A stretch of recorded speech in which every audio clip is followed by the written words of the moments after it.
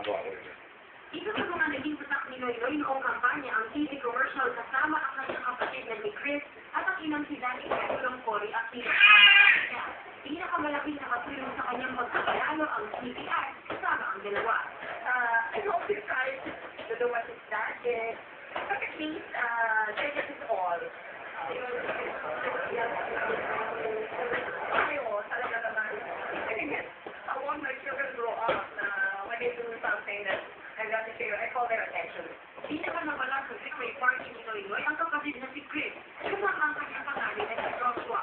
Pagdating ni Chris, anyway something manager si Noynoy sa pag-asigasa sa mga bisitang nagpapapicture sa kapatid. Masayang masirin ni Chris sa panalo ng kanyang kuya kahit hindi ito gaano niya ipagkampanya dahil sa buntis na noon. Very, very happy and very proud talaga. I think what I'm doing for him talaga was an excellent track record in Congress.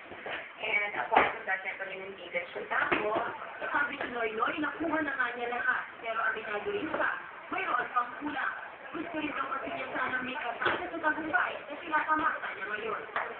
may kasawa eh. That's also one thing I told. So, because that's not even by the period, what I call a peaceful moment. So, it's